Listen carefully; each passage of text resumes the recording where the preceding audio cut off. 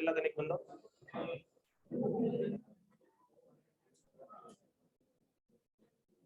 अच्छा 12 13 पॉइंट पे, अच्छा ठीक है बेटा। तो पॉइंट नंबर 12, ये पगड़ी वाला पॉइंट हमने आईएफपी में भी रिपीट किया था।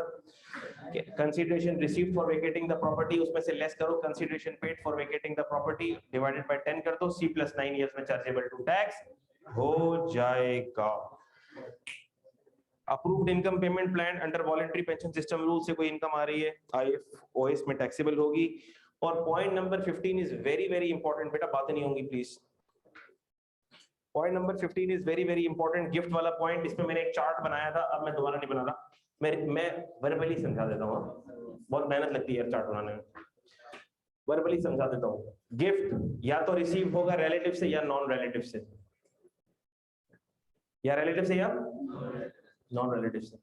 अगर नॉन रिलेटिव से रिसीव हो रहा है, मॉनेटरी होगा या नॉन मॉनेटरी होगा, मॉनेटरी हो या नॉन मॉनेटरी हो, chargeable to tax under IFOS। Relative से रिसीव हो रहा है, मॉनेटरी होगा या नॉन मॉनेटरी होगा। मॉनेटरी सो नॉन मॉनेटरी है, not an income, it's not your income.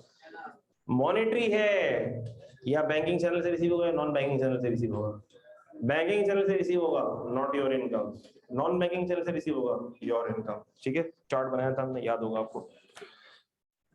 अच्छा भाई, एनी अमाउंट रिसीव, अच्छा फिर हमने ये भी देखी, इसको भी पढ़ लो। Any amount received as loan, advance, deposit, कोई भी अमाउंट हमने कोई लोन भी रिसीव किया हो और कैश में रिसीव कर लिया हो, लोन भी रिसीव किया हो लेकिन कैश में रिसीव कर लिया, तो चार्जेबल टू टैक्स हो जाएगा under income from other sources. Any amount received as a loan, advance, deposit for issuance of shares और a gift by a person, चाहे गिफ्ट भी कैश में रिसीव कर लिया हो, चार्जेबल टू टैक्स हो जाएगा। ठीक है, लेकिन अगर कोई ऐसा एडवांस हमने रिसीव किया है कैश में फॉर सेल ऑफ गुड्स, तो फिर वो चार्जेबल टू टैक्स नहीं होगा। डिडक्शंस कौन कौन सी अलाउ होती हैं? हमने कहा सर अगर तो income chargeable to tax under FTR तो कोई एक्सपेंस अलाउ नहीं होगा। अगर नॉर्मल में टैक्सेबल है तो सारे डायरेक्टली रिलेटेड एक्सपेंसेस लेस हो जाएंगे।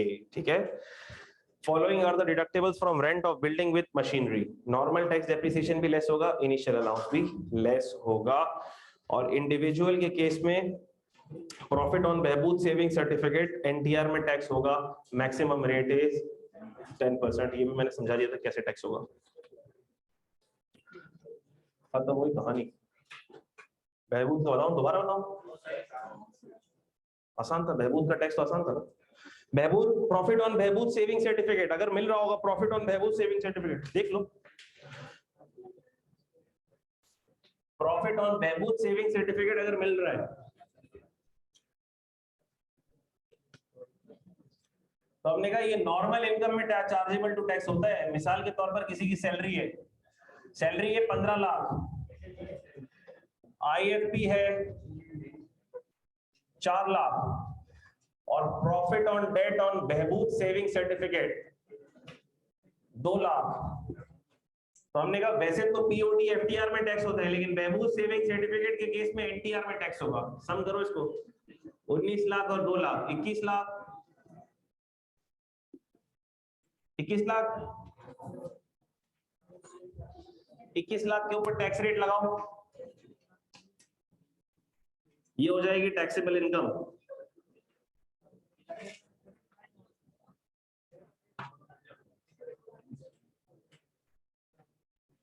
ये क्या हो जाएगी?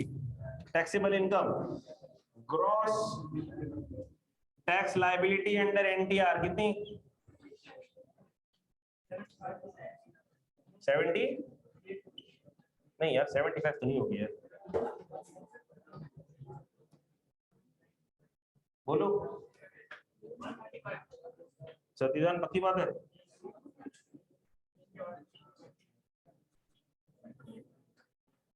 $135,000 ये यार है यही है।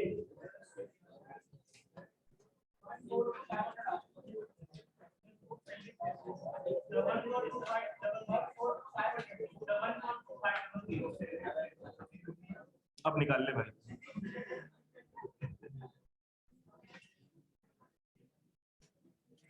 4.1 मिलियन का निकालो, 4.1 मिलियन का टैक्स निकालो।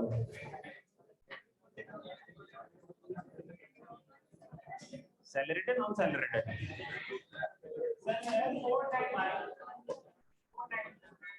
4,90,000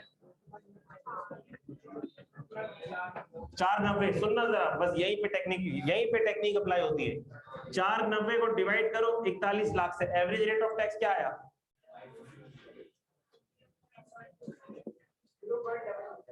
11%, पूरा 11%। 95 है ना यार, तो 11.95%। एवरेज रेट ऑफ टैक्स क्या है?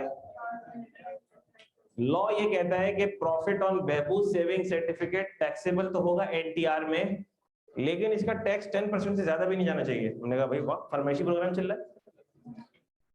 फिर से बहबूद सेविंग सर्टिफिकेट कहां टैक्स होगा? नॉर्मल टैक्स रिजीम में टैक्स होगा, लेकिन इसका टैक्स 10% से ऊपर भी नहीं जाना चाहिए। उन्होंने कहा फिर क्या करें? हमने कहा एक काम करते हैं, इसको एक टैक्स क्रेडिट दे दो। क्या दे दो? टैक्स क्रेडिट दे दो। 10% ऑन पीओटी कितना? Sorry, average rate of tax into POT. 2 lakh को डिवाइड करो 11.95 से, मल्टीप्लाई करो, सॉरी मल्टीप्लाई, 2 लाख को मल्टीप्लाई करो 11.95 से।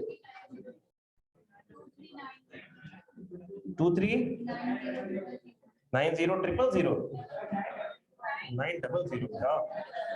अच्छा, और दूसरा 10% ऑफ पीओटी कितना? 20,000। 39, ये टैक्स क्रेडिट मिल जाएगा, खत्म हो गई कहानी। सही,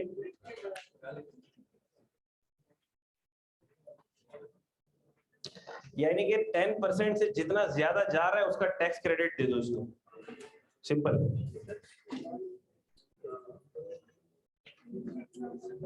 और आईएफओएस में किसी को कोई मसला? आसान, जिंदगी हंसी खुशी। लेकिन मसला ये है कि दूसरा हैंडआउट आया क्यों नहीं कॉपी हो गया अभी तक? अच्छा मुझे बात बताओ, कल तुम्हारा मॉक तो नहीं है दोपहर में ना? कल तो कोई मॉक नहीं है, आज है? आज भी नहीं, परसों है। परसों किसका है? कॉस्टिंग का कितने बजे? 2 बजे। नहीं, मैं ये चाह रहा हूँ कि अगर कल हम थोड़ी सी 1-8 घंटा ऊपर नीचे भी कर ले, क्लास ऊपर कर ले, मिसाल के तौर पर 3 तक या 4 तक चली जाए तो कोई मसला तो नहीं है।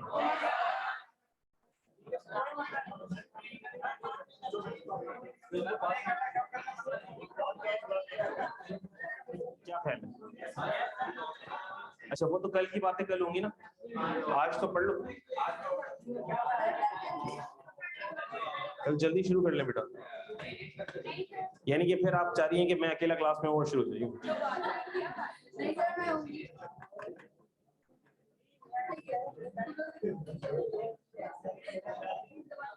चलो रुक जाओ, एक जरा हैंडआउट है जिसमें क्वेश्चंस हैं, मैं जरा वो हैंडआउट आया क्यों नहीं है जरा ये पूछ लो।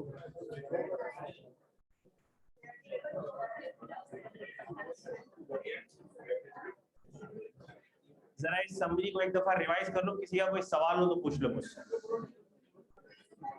वैसे तो माशाल्लाह सारे तेज बच्चे बैठते हैं हमारी क्लास में, लेकिन फिर भी कोई सवाल हो।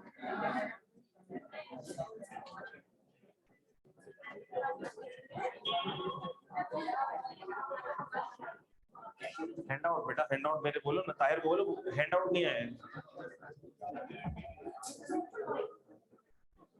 ग्रुप में कितनी दफा सेंड करो बेटा हैंडआउट?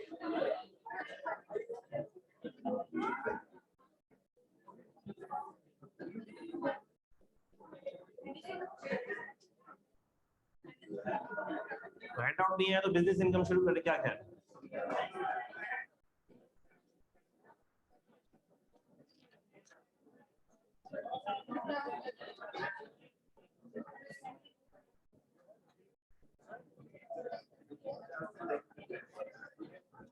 बेटा प्लीज बातें नहीं होंगी, बातें नहीं होंगी बेटा।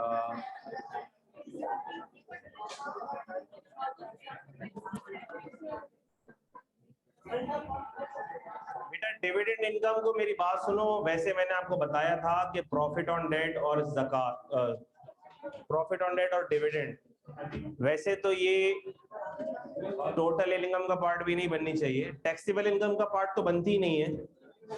टोटल इनकम का पार्ट हम इसलिए बनाते हैं, आपका एग्जामिनर बनाता है, वरना मेरा दिल तो नहीं करता टोटल इनकम का पार्ट भी बनाया जाए उसको, क्योंकि एफटीआर की इनकम किसी हेड ऑफ इनकम का पार्ट नहीं होती है।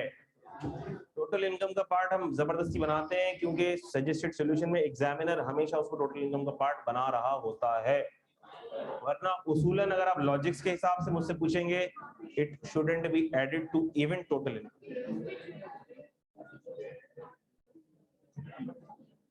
और कोई सवाल किसी का?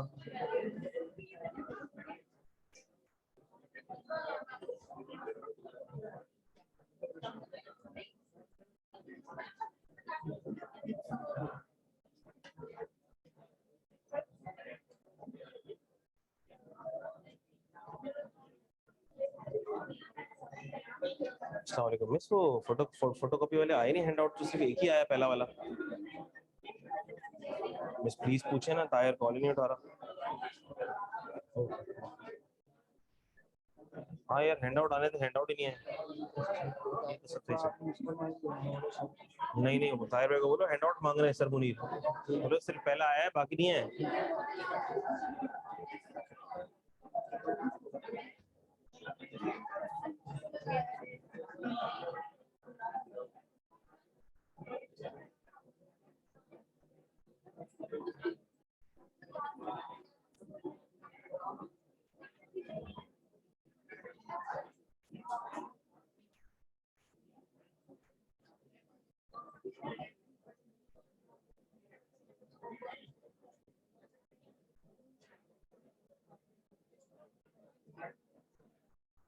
बेटा प्लीज खामोशी।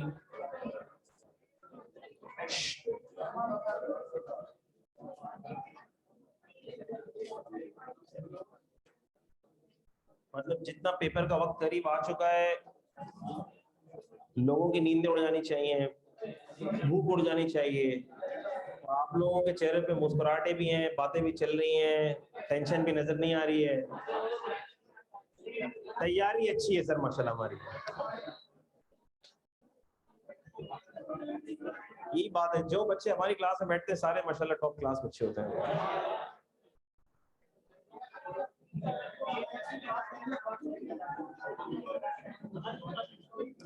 टैक्स के पेपर में तो ठीक ठाक गैप मिल रहा होगा, कितने दिन का? 4 दिन का, 1 दिन का, ऐसा क्यों है? कॉस्टिंग और टैक्स में कितने दिन का गैप है? अच्छा,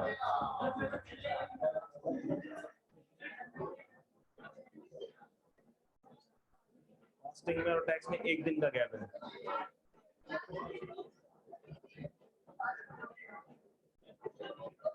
और बिजनेस लॉ के साथ 4 दिन का गैप है।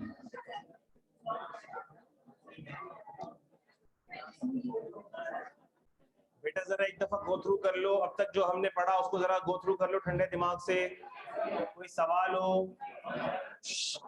बेटा खामोश।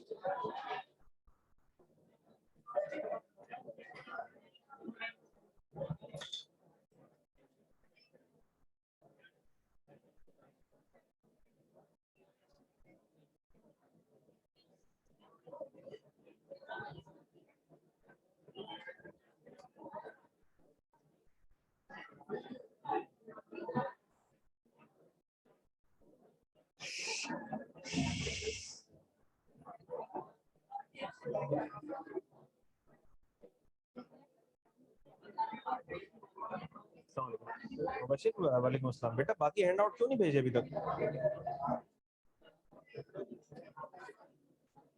हाँ, 14 पेज वाले के बाद 8 पेज वाला।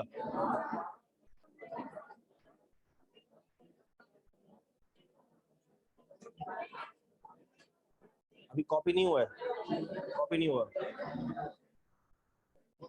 इन्ना लिल्लाहि व इन्ना इलैहि राजिऊन। यार मैंने भेजा हुआ है।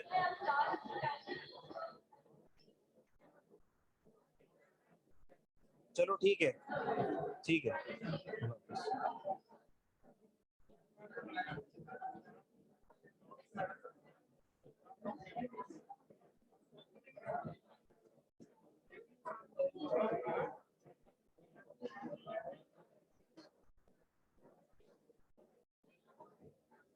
बेटा बस अब हम स्टार्ट कर रहे हैं बिजनेस इनकम।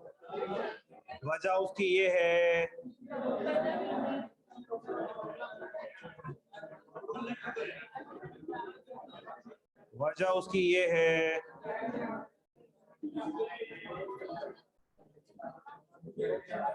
कि किसी कंफ्यूजन की वजह से प्रैक्टिकल क्वेश्चन का हैंड आउट कॉपी नहीं हुआ। बिजनेस इनकम बेटा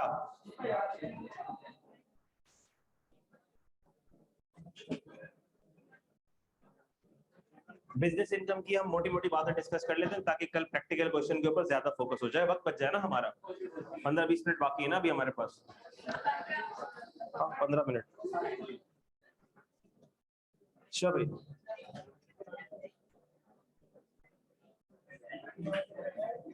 बिजनेस इनकम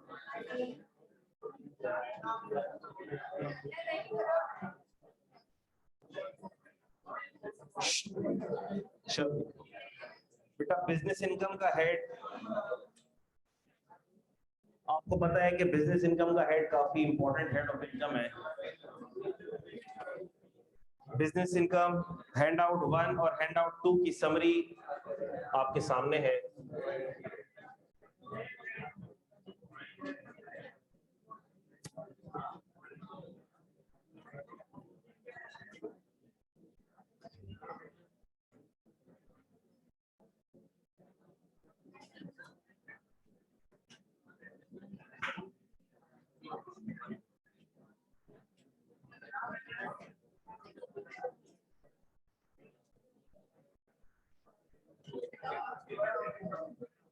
कल इंशाल्लाह ताला प्रैक्टिकल क्वेश्चन पे ज्यादा फोकस कर लेंगे। अभी वो हैंड आउट अनफॉर्चुनेटली कॉपी होने से रह गया है। So let's start focusing on the conceptual revision.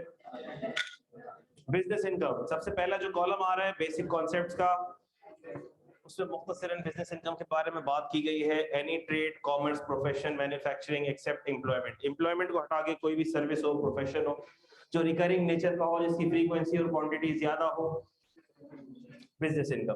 Check quantity and frequency of transaction. फिर इनकम फ्रॉम बिजनेस का मेन सेक्शन है, सेक्शन नंबर 18। वो सेक्शन कहता है कि profits on business carried on by a person, income from trade, professional, similar association by sale of goods और services. Professional associations होती हैं, मेंबरशिप जिनकी होती है, ट्रेड एसोसिएशंस होती हैं, सब्सक्रिप्शन ले रही होती हैं। अच्छा, income from leasing business, leasing business की जो इनकम है वो उसके लिए बिजनेस इनकम है। अच्छा, अब लीजिंग की business income basically markup income होती है ना। लीजिंग वाले क्या कमाते हैं? सूद कमाते हैं। अब हमारे लिए जो सूद की इनकम होती है वो प्रॉफिट ऑन डेट एफडीआर में जाती है, लेकिन बैंक्स और लीजिंग बिजनेस उनका तो रोज का काम धंधा यही है, तो उनके लिए ये बिजनेस इनकम का पार्ट होती है। तो हमने कहा इनकम फ्रॉम लीजिंग बिजनेस भी इनकम फ्रॉम बिजनेस में जाती है। POD earned bye banks, financial institutions, ये भी बिजनेस इनकम में जाती है। और एक पॉइंट है FMV of any benefit by virtue of business relationship. इसी तरह का एक पॉइंट सैलरी इनकम में भी पढ़ा था हमने, ठीक है। Any benefit received by virtue of employment relationship. Employment relationship से कोई भी बेनिफिट मिले पार्ट ऑफ सैलरी बन जाता है। बिजनेस रिलेशनशिप से कोई भी बेनिफिट मिले बिजनेस इनकम बन जाता है। इसकी मैंने एग्जांपल दी थी, मिसाल के तौर पर ऐसा हो सकता है कि किसी क्लाइंट को हम सर्विसेज दे रहे हो, मेरी फर्म ने सर्विस दी, कंसल्टेंसी सर्विसेज दी, ठीक है। मिसाल के तौर पर क्लाइंट को सर्विसेज दी और वो क्लाइंट था हायर जो एसी बनाता है, ठीक है, हायर जो ऐसी एसी बनाता है। अब उसको बिजनेस मैंने सर्विसेज दी तो हमने बिलिंग कर ली उसको। उसने कहा ठीक है आप बिलिंग आप 2 लाख की मत कीजिएगा, 1 लाख की कीजिएगा, हम 1 लाख आपको in the form of other benefit दे देंगे। हमने कहा 2 एसी आपके ऑफिस भिजवा देंगे। तो any benefit received by virtue of business relationship. एक और एग्जांपल मैंने दी, कॉन्ट्रैक्टर है, बिल्डिंग बनाता है, ठीक है, कॉन्ट्रैक्टर, उसको कॉन्ट्रैक्ट की अमाउंट मिलती है, वो उसकी इनकम फ्रॉम बिजनेस है। लेकिन क्या ऐसा हो सकता है कि बिल्डर ने कॉन्ट्रैक्टर को कहा भाई ठीक है आपने पूरी बिल्डिंग बना दी है, मेरी तरफ से 5th फ्लोर के ऊपर एक फ्लैट है, वो गिफ्ट आपके लिए। हमने कहा बिल्कुल ठीक है सर, मिल सकता है गिफ्ट, लेकिन ये गिफ्ट मिल रहा है by virtue of business relationship, तो ये भी बिजनेस इनकम में चला जाएगा। रूल्स फॉर डिडक्शंस, हमने कहा सर बिजनेस इनकम से एक्सपेंसेस लेस हो सकते हैं। मैंने कहा लॉजिकल सी बात है, हर हेड ऑफ इनकम में से एक्सपेंसेस लेस होते हैं तभी इनकम आती है। ग्रॉस रिसीट्स ग्रॉस रेवेन्यू में से एक्सपेंसेस लेस होते हैं, उसके बाद क्या आती है? इनकम आती है। ठीक है शबे, rules for deduction, wholly and exclusively वो एक्सपेंस लेस होगा जो होली और एक्सक्लूसिवली फॉर बिजनेस पर्पसेस है। एनिमल्स के केस में हमने कहा, डेयरी फार्मिंग के केस के अंदर एक ऐसी कंडीशन है, animals which are not used as stock in trade, ऐसे एनिमल्स जो as stock in trade use नहीं होते, जो कैटल फार्मिंग वगैरह में जो यूज होते हैं, गाय भैंसे बफेलोस, ठीक है, तो सर उनका डेप्रिसिएशन कैसे अलाउ होगा? हमें गाय भैंसों का डेप्रिसिएशन कैसे अलाउ होगा? तो हमने कहा आपको डेप्रिसिएशन अलाउ नहीं होगा, आपको इसकी कॉस्ट कब अलाउ होगी? जब ये परमानेंटली यूजलेस हो जाएंगी, जब ये परमानेंटली खत्म हो जाएंगी, मर जाएंगी, या आप इनको हलाल कर दोगे। मिसाल के तौर पर 1 साल तक आपने उस जानवर को इस्तेमाल किया और उसके बाद 2 साल बाद आपने उसको हलाल कर दिया, आपने बोला मरते मरते भी उसका गोश्त हम खाएंगे। तो अब कॉस्ट थी, मिसाल के तौर पर उस बफेलो की कॉस्ट थी 4 लाख रुपए, मुझे नहीं पता मार्केट में क्या रेट चल रहा है, 4 लाख रुपए उसकी कॉस्ट थी। 2 साल बाद हमने उसको ज़िबा कर दिया और गोश्त भी कसाई को बेच दिया, और गोश्त बिका 50,000 रुपए में। तो हमने कहा ओरिजिनल कॉस्ट 40,000, गोश्त जो निकला 50,000 रुपए का, 4 लाख माइनस 50,000 कितना बना? 3.5 lakh. 3.5 lakh as a expense allow कर लो आप अपने पीएनएल में से, इसलिए क्योंकि है तो फिक्स एसेट की नेचर का, लेकिन है भी बायोलॉजिकल एसेट। अब उसका डेप्रिसिएशन कहां से लेस करोगे? Depreciable asset. अच्छा भाई, डेप्रिशिएबल एसेट है या इंटेंजिबल एसेट है? ये देखो, डेप्रिशिएबल एसेट कॉमा आईए मतलब इंटेंजिबल एसेट, या PCE pre commencement expenditure. Depreciable asset है, इंटेंजिबल एसेट है, या प्री कमेंसमेंट एक्सपेंडिचर है, इसे डेप्रिशिएट करो या एमोर्टाइज करो। अगर एक्सपेंस है इन केस ऑफ एमलगमेशन तो वो अलाउड होगा टू एमलगमेटेड कंपनी, ये एक्सपेंस अलाउ होगा। किस मद में होता है ये? Legal, financial advisory and other cost, ये हमको पता है। लेकिन और कोई और केस के अंदर प्रिलिमिनरी एक्सपेंस अलाउ नहीं होगा, ये स्पेशल केस है, एक्सेप्शन है। अच्छा, उसके बाद अब जो 3 कॉलम है वो है सेक्शन 21 के 3 कॉलम। जो सेक्शन 21 का हमारा एक बड़ा लंबा चौड़ा हैंडआउट था, वो इन 3 कॉलम्स के अंदर मैंने मुख्तसर करके चुन्ना सब समराइज कर दिए। सबसे पहला, टैक्स चार्ज और levy paid to government as a percentage of profit, क्या ये एडमिसिबल होता है, इनएडमिसिबल होता है? सर ये इनएडमिसिबल होता है, अलाउ नहीं होता। अच्छा, प्रॉपर्टी टैक्स अलाउ होगा? प्रॉपर्टी टैक्स अलाउ होगा? Property tax as expense allow होगा? इसमें लिखा हुआ है टैक्स अलाउ नहीं होता। प्रॉपर्टी टैक्स होगा, क्यों? क्योंकि सर वो परसेंटेज ऑफ प्रॉफिट पे थोड़ी होता है, आप क्यों कंफ्यूज कर रहे हैं हमें? अच्छा भाई, as a percentage of profit, जो भी tax as a percentage of profit होगा वो इनएडमिसिबल हो जाएगा, लेकिन इसकी 2 एक्सेप्शंस थी, डब्ल्यूडब्ल्यूएफ और डब्ल्यूबीपी। लेकिन हमने कहा एक्सेप्शंस तो हैं, लेकिन माजरत के साथ सर वो as a deductible allowance treat होता है, तो ये टोटल इनकम में से लेस होगा, बिजनेस इनकम में से लेस नहीं होगा। WWF and WPPF are allowable but they are deduction from total income, और अगर ये बिजनेस इनकम में से लेस हुआ हो तो पहले आप इसको अकाउंटिंग प्रॉफिट में ऐड करेंगे और टोटल इनकम में से लेस करेंगे। दूसरा point, tax deducted from payment received by tax payer. हमने कहा क्या ये एक्सपेंस अलाउ होता है? बिल्कुल अलाउ नहीं होता। अगर आप जिससे पेमेंट रिसीव कर रहे हैं उसने आपका टैक्स डिडक्ट कर लिया है तो ये एडवांस टैक्स होता है। हमने कहा कि सर ये सेलर है, ये बायर है, इसने गुड सेल किए और बायर ने क्या कर दी? पेमेंट कर दी। अब कहा क्या जा रहा है, देखो जरा, tax deducted from payment received by a tax payer. ये पेमेंट रिसीव करेगा, ये पेमेंट करेगा। मिसाल के तौर पर ₹1,00,000 की गुड सेल कर दी, ये पेमेंट कितनी करेगा? सर ये पेमेंट करेगा मिसाल के तौर पर 95,500, 4.5% का टैक्स काट लिया इसने। कितना काट लिया? 4.5% का टैक्स काट लिया। तो अब ये एंट्री क्या करेगा सेलर? जरा देखना, पहली एंट्री जब गुड सेल करेगा तो क्या करेगा? क्या करेगा बोलो? रिसीवेबल डेबिट, सेल्स क्रेडिट, कितने से? लाख रुपए से सर। ये हो गई एंट्री। अब ये पेमेंट को रिसीव कर रहा, डेबिट बैंक, कितने से? 95 500। सर क्रेडिट क्या हो गया बेटा? क्रेडिट बोलो बेटा। सर रिसीवेबल तो पूरा खत्म होगा, लाख। तो सर अब जो ये बच गया यहाँ पे 4500, सर ये एक्सपेंस कर देते हैं, इसको एक्सपेंस कर देते हैं। क्या ख्याल है? हमने कहा बहुत ही बुरा ख्याल है, ये एक्सपेंस नहीं है, ये क्या है? Advance tax. यही बस यही बात लिखी हुई है इसके अंदर। ठीक है बेटा, आवाज आ रही है ना आप लोगों को? आप लोगों को तो आ ही रही है यार, पता है मुझे। अच्छा, point number 3, tax deduction from payments made by tax payer. अच्छा, ये हमने देखा कि जिसको पेमेंट रिसीव हो रही है हम उससे बात कर रहे हैं। पॉइंट नंबर 2 में उससे बात कर रहे हैं हम, जिसको पेमेंट रिसीव हो रही है हम उससे ये बात कर रहे हैं कि तुझे जो पैसे कम रिसीव हुए हैं उसको एक्सपेंस मत समझ लेना, ये एक्सपेंस नहीं है, ये क्या है? Advance tax. पॉइंट नंबर 3 में हम इससे बात कर रहे हैं, जो पे करेगा, हम इससे बात कर रहे हैं, हम इससे ये बात कर रहे हैं भाई जो तू पेमेंट करेगा टैक्स डिडक्ट करके पेमेंट करना। अगर तूने टैक्स डिडक्ट ना किया तो तुझे एक्सपेंस अलाउ नहीं होगा। दो मुख्तलिफ लोगों से दो मुख्तलिफ पॉइंट के अंदर खिताब किया जा रहा है। अच्छा, withholding tax required but tax, अच्छा विदहोल्डिंग रिक्वायर्ड, इस पे जिम्मेदारी है, अगर इस पे जिम्मेदारी हुई टैक्स डिडक्ट करने की। अगर ये विदहोल्डिंग एजेंट हुआ और इसने टैक्स डिडक्ट ना किया तो क्या होगा?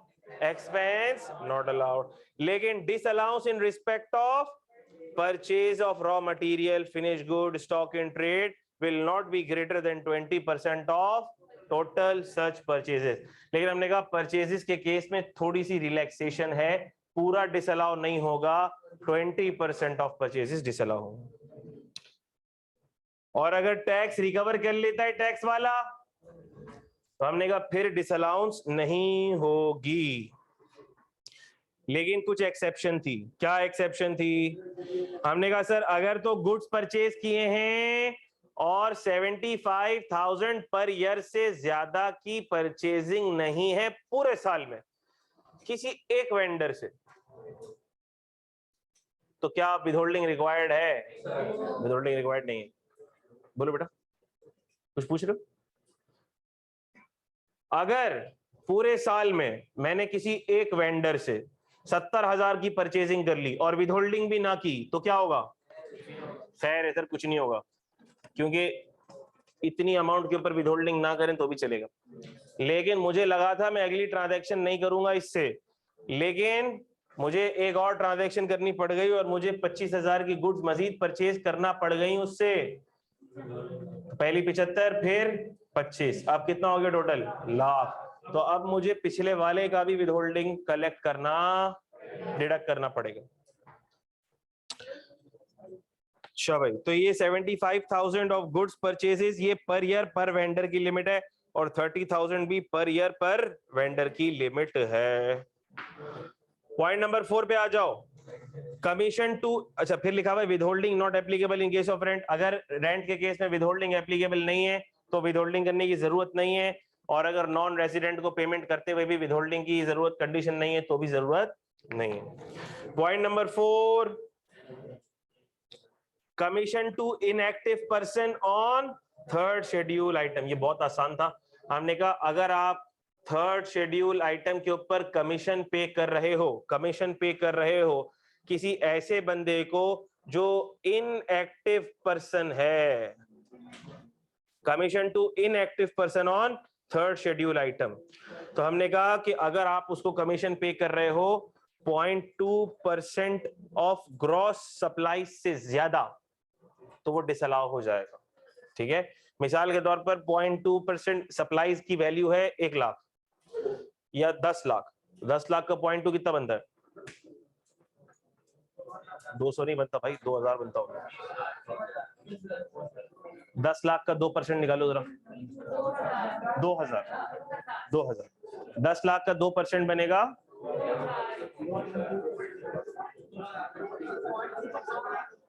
0.2% है बेटा, 0.2% है, 0.2% 2000 बनेगा। हाँ, तो 10 लाख का 0.2% बना 2000।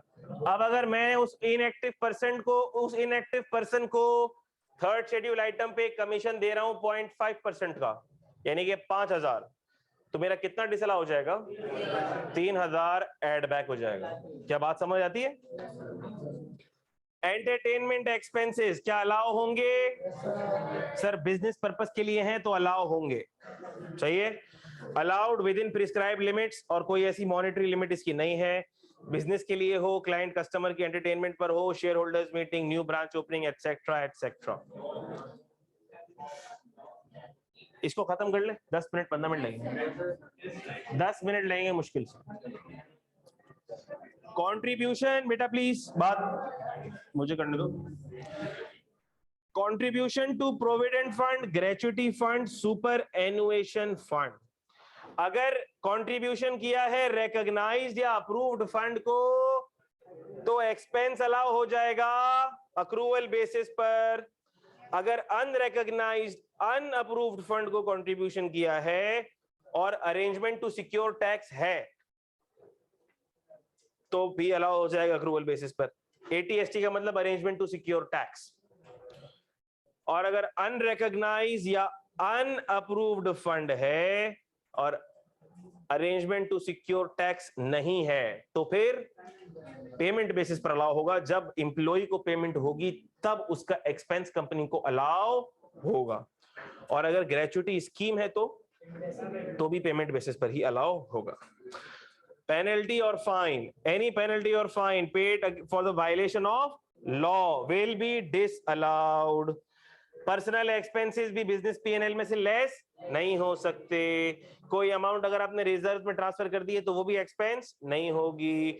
अगर आपने पार्टनर को कोई पेमेंट की है, प्रॉफिट ऑन डेट पे कमीशन दिया है, प्रॉफिट ऑन डेट दिया है, कमीशन दिया है, ब्रोकरेज दिया है, सैलरी दी है, इनएडमिसिबल। लेकिन अगर तो पार्टनर से आपने उसकी प्रीमिसेस रेंट पे लिए AOP ने और उसको उस प्रीमिसेस का रेंट दिया है तो क्या वो अलाउबल एक्सपेंस होगा? बिल्कुल होगा। पेमेंट थ्रू बैंकिंग चैनल, बहुत इंपॉर्टेंट पॉइंट है ये, इसको मैं जरा गौर से, मैं आहिस्ता आहिस्ता रिपीट कर रहा हूं, इसको जरा गौर से सुनना। पेमेंट थ्रू बैंकिंग चैनल के अंदर बहुत स्टूडेंट को मसाइल का सामना करना पड़ता है। हमने कहा पेमेंट अगर कैश में हो, बैंकिंग चैनल के थ्रू ना हो तो जनरल बात यह है कि ये अलाउ नहीं होगा। अच्छा, लेकिन कुछ केसेस में अलाउ हो जाएगा। आओ देखते हैं कि किन केसेस में अलाउ हो जाएगा। पहला केस है सैलरी का। पहले सैलरी को देखते हैं।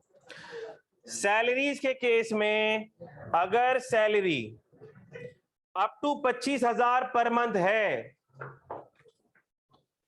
पर एम्प्लॉई पर मंथ सैलरी है 25,000, क्या कैश में पे हो सकती है? yes, अगर कंपनी है और उसके एम्प्लॉइज हैं बहुत सारे, 500 एम्प्लॉइज हैं, जिसमें से 300 एम्प्लॉइज ऐसे हैं कि जिनकी सैलरी 25,000 से कम है और उनका टोटल पेरोल बनता है 2 करोड़ रुपए, पूरा 2 करोड़ कैश से निकाल के पे कर दूं? बिल्कुल पे हो सकता है, कोई मसले की बात नहीं है। लेकिन अगर किसी एम्प्लॉय की सैलरी 25,000 से ज्यादा है, क्या वो कैश में पे हो सकती है? हो नहीं सकती कैश में पे। अगर कैश में पे हुई तो कर तो आप दोगे, लेकिन उसका एक्सपेंस अलाउ नहीं होगा। बात क्लियर है? सैलरी की रिक्वायरमेंट अलग, सैलरी का डब्बा अलग हो गया। अब सैलरी के अलावा बाकी एक्सपेंस को पोस्टमार्टम करते हैं। बाकी एक्सपेंस का जैसे ही आप पोस्टमार्टम करने लगे तो लॉ कहता है सबसे पहले तो ये देख लो कि उसका अकाउंट हेड जो है ना, उसका टोटल एक्सपेंस कितना आ रहा है। क्या 2.5 लाख की औकात के अंदर अंदर आ रहा है? मैंने कहा हाँ 2.5 लाख की औकात के अंदर अंदर आ रहा है। हमने कहा फिर उसके अंदर तय में जाने की जरूरत नहीं है, तय में जाने की जरूरत नहीं है, एक्सपेंस कैश में जितना भी हो अलाउड है। क्लियर है ये बात? अच्छा, लेकिन हमने कहा यार बात यह है कि एंटरटेनमेंट एक्सपेंस का हेड है और उसका टोटल आ रहा है पूरे साल का 3 लाख। कितना आ रहा है? 3 लाख। हमने कहा 2.5 लाख से तो ऊपर हो गया ये। तो हमने कहा जैसे ही 2.5 लाख से ऊपर हो गया, अब ये शो स्टॉपर हो गया। अब हम आगे नहीं बढ़ेंगे, पहले ये देखेंगे कि ये 3 लाख हो गया इसके अंदर की जो पेमेंट्स हैं क्या वो कैश के थ्रू हुई हैं या बैंकिंग चैनल के थ्रू हुई हैं? कैश के थ्रू हुई हैं या, यानी कि स्टेप नंबर 1, अकाउंट हेड का टोटल देखो। अकाउंट हेड का टोटल 2.5 लाख के अंदर अंदर है, जान दो, टेंशन नहीं है, चाहे कैश में हो बैंक में हो, हमें देखने की जरूरत नहीं है, जितना भी कैश में हो, ठीक है। चाहे 2.5 लाख के अंदर एक पेमेंट हो 240 की, एक पेमेंट हो 10,000 की, टेंशन नॉट, कैश में होने दो। लेकिन अकाउंट हेड का टोटल हुआ 2.5 लाख से ज्यादा, 3 लाख हो गया। कितना हो गया? 3 लाख, देख भी सकते हो। Single account head up to 2.5 lakh तो एक्सेप्शन है, लेकिन अगर 2.5 लाख से एक्सीड कर गया, 3 लाख हो गया। एंटरटेनमेंट एक्सपेंसेस का टोटल हो गया 3 लाख। मैंने कहा क्या करें सर, कड़वा घूट पी लें? मैंने कहा नहीं नहीं नहीं नहीं नहीं नहीं, अब आपको तय में जाना पड़ेगा, इसका पोस्टमार्टम करना पड़ेगा। मैंने कहा अच्छा सर, पोस्टमार्टम कर लिया। पोस्टमार्टम करने से पता ये लगा कि एंटरटेनमेंट एक्सपेंसेस जो 3 लाख रुपए का टोटल आ रहा था, बाकी तो छोटी छोटी पेमेंट्स थी। जो बड़ी थी ना सर, बड़ी पेमेंट उसमें 4 आ रही थी, बाकी तो छोटी छोटी थी, 2, 4, 500 रुपए की। बड़ी बड़ी 4 पेमेंटें आ रही थी। एक आ रही थी 24,000 की, एक आ रही थी 48,000 की, एक आ रही थी 35,000 की, और एक आ रही थी 22,000 की। हमने कहा भाई जो 25 तक है ना और कैश में पेड है वो अलाउड है, उसको तंग नहीं करो, उसको मत छेड़ो आप। 24,000 वाली पेमेंट कैश में हुई भी है, कोई टेंशन की बात नहीं है। 22,000 वाली पेमेंट कैश में हुई हुई है, कोई टेंशन की बात नहीं है। उससे नीचे 25 तक जितनी पेमेंटें कैश में हुई हुई है, कोई टेंशन की बात नहीं है। लेकिन जो 25 से ज्यादा वाली है वो सारी डिसअलाउ होंगी। क्या बात समझ आती है? तो what is the step by step procedure? First of all account head का टोटल देखो, 2.5 के अंदर अंदर है, डोंट वरी। 2.5 से ज्यादा है, बिग रीजन टू वरी। एक एक ट्रांजैक्शन को देखेंगे हम, एक एक ट्रांजैक्शन को देखेंगे हम। जो ट्रांजैक्शन 25 तक है इग्नोर मारेंगे, भले हो गई कैश में, जान दो। उससे ऊपर है बोलेंगे बैंकिंग चैनल के थ्रू होनी चाहिए थी, नहीं हुई, डिसअलाउ डिसअलाउ डिसअलाउ। क्या बात समझ आती है? लेकिन उसके बाद एक और exception, freight, travel fare, postage, utility, other government dues. अगर पेमेंट हुई है इस मद में, freight, travel fare, postage, utility, other government dues, अगर इस मद में कैश में पेमेंट हुई है, जितनी भी बड़ी हुई है, सर साल महीने का इलेक्ट्रिसिटी का बिल था 2 करोड़ रुपए का, कैश में पे कर दिया पूरा, क्या करें? कोई मसले की बात नहीं है, अलाउड है, दिल छोटा ना करो आप। बात आती समझ में? अच्छा भाई, लेकिन मुझे जरा एक बात बताओ, single account head up to 2.5 lakh, single payment up to 25,000 पर ट्रांजैक्शन। अच्छा, अब एक और बात, रेंट एक्सपेंस का हेड है। एक सवाल है मेरा, बिजनेस का पीएनएल बना हुआ है, बिजनेस इनकम का पीएनएल बना हुआ है, बिजनेस इनकम में रेंट एक्सपेंस का अमाउंट आ रहा है, इसका मतलब ये वो खर्चा होगा जो मेरा रेंटल एक्सपेंस है, ऐसा ही है ना? रेंटल एक्सपेंस आ रहा है, और रेंटल एक्सपेंस आ रहा है और वो अमाउंट आ रहा है 4 लाख रुपए का। कितना आ रहा है? 4 लाख। और लिखा हुआ ये है कि all payments have been made through banking channel, तो क्या करेंगे? Allowed. But the tenant forgot to deduct withholding tax. Sir एक आजमाइश पे तो पूरा उतरा, लेकिन दूसरी आजमाइश में फेल हो गया। बैंकिंग चैनल पे तो पेमेंट पूरी कर दी उसने, लेकिन टैक्स की विदहोल्डिंग नहीं की, उसको विदहोल्डिंग भी करना थी, मसला हो गया सर। तो क्या अलाउ होगा इनएडमिसिबल? सर दोनों, कोई भी क्राइटेरिया को फुलफिल अगर ना करे, भले एक कर लिया एक नहीं कर रहा, किसी भी क्राइटेरिया को फुलफिल ना करे, इनएडमिसिबल, एड बैक, डिसअलाउ। इसी तरह सैलरी की एग्जांपल दूं मैं, सवाल के अंदर आ गया कि मैनेजर को पेमेंट हुई है सैलरी 1 लाख रुपए की और बैंकिंग चैनल के थ्रू हुई है, लेकिन इस पे विदहोल्डिंग नहीं हुई, डिसअलाउ। और अगर ये लिख दिया जाए कि 1 लाख की सैलरी पे हुई है, विदहोल्डिंग भी प्रॉपर हुई है, लेकिन बैंकिंग चैनल से नहीं हुई है, कैश में हुई है, डिसअलाउ। क्लियर है बात? मिक्सअप नहीं करना, बता रहा हूं, ये बहुत इंपॉर्टेंट पॉइंट है ये। एक्सपेंस ऑफ कैपिटल नेचर, हमने कहा सर कैपिटल नेचर का एक्सपेंस है, फिक्स एसेट एक्वायर किया है तो ऑब्वियस सी बात है कि उसको डेप्रिशिएट और अमोर्टाइज करोगे, पीएनएल में से डायरेक्ट लेस नहीं कर सकते। उसके बाद point number 13 sale promotion expense by pharma manufacturer, तो हमने कहा admissible up to 10% of turnover, आसान बात है। Utility bills in excess violation, इसकी कोई लिमिट है नहीं मॉनेटरी। और point number 15 expenditure attributable to sales, ये इंपॉर्टेंट पॉइंट है, आ सकता है कभी भी। Expenditure attributable to sales made by industrial undertaking to unregistered person under sales tax act, where sale equals or exceed 100 million per person, subject to max 10% of total deduction upon expenditure। क्या मतलब हुआ इसका? 10%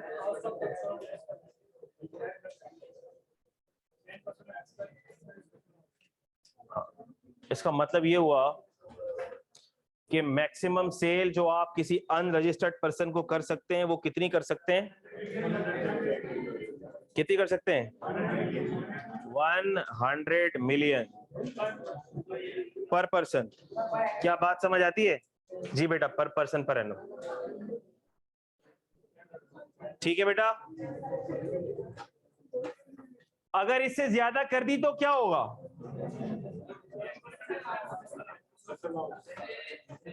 sir अगर तो आपने unregistered person को cell कर दी और पूरे साल में 98 मिलियन की सेल कर दी, क्या होगा? कुछ भी मसला नहीं है। लेकिन अगर आपने उसको सेल कर दी 105 मिलियन की तो क्या होगा? अब मसला होगा सर। क्या मसला होगा? सर उसका एक्सपेंस डिसअलाउ कर दिया जाएगा। कितना एक्सपेंस डिसअलाउ कर दिया जाएगा? टोटल सेल हम देखेंगे कि टोटल सेल कितनी है और वायलेशन वाली सेल कितनी है। टोटल सेल मिसाल के तो बहुत आसान बात है, टोटल सेल है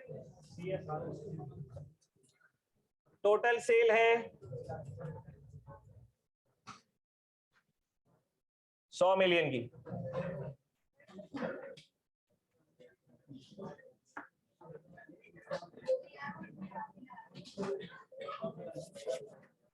टोटल सेल है बेटा 600 मिलियन की। बेटा प्लीज, टोटल सेल है 600 मिलियन की, एक्सपेंसेस हैं 450 मिलियन के, प्रॉफिट कितना हुआ?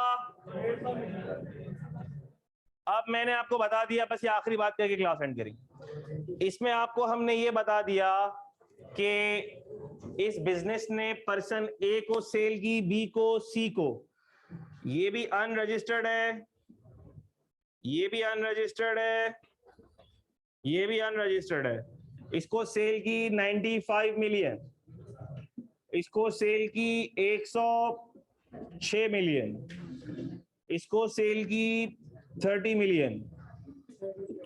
मसले वाली कौन सी है? ये मसले वाली है। लॉ कहता है कि ये आपकी नॉन कंप्लाइंट सेल है, इसके जितना एक्सपेंस डिसअलाउ हो जाएगा, यानी कितना एक्सपेंस डिसअलाउ हो जाएगा? टोटल एक्सपेंस कितना है? 450 है, तो लॉ कहता है 106 डिवाइडेड बाय 600 मल्टीप्लाई बाय 450, ये एक्सपेंस आपका डिसअलाउ हो जाएगा। लेकिन क्या इसकी कोई लिमिट है? 10% ऑफ टोटल डिडक्शन, यानी कि इसका 10% 45 मिलियन, ये जो डिसअलाउंस है, ये जो डिसअलाउंस है, ये 45 मिलियन से एक्सीड नहीं कर सकती। ये डिसअलाउंस 45 मिलियन से एक्सीड नहीं कर सकती। ठीक है बेटा, ये इसकी एग्जांपल थी जो आपको समझ आ गई होगी। क्या ऐसा है?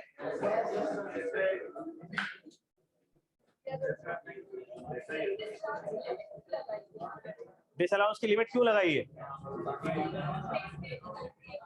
टैक्स पेयर की गलती है, ये भी तो गलती है। आपको कहना चाहिए सर इसके ऊपर डिसअलाउंस क्यों नहीं किया गया।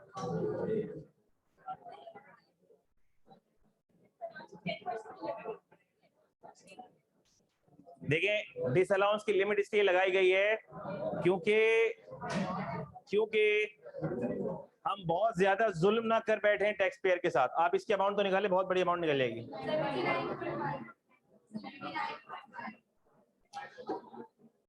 बेसिकली बेटा ये चले कल इसको फिर से रिपीट करें। अच्छा ये हैंड आउट ले जाओ,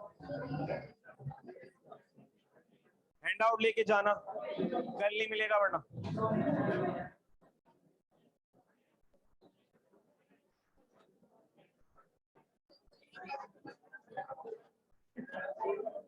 बेटा ये भी आगे पीछे ये सब आप ट्रांसफर करें।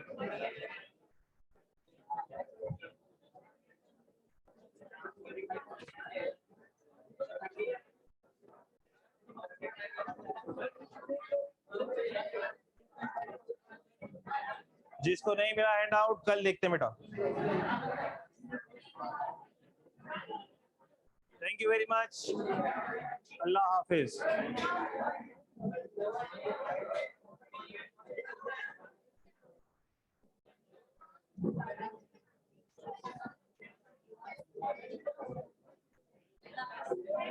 हाफिज।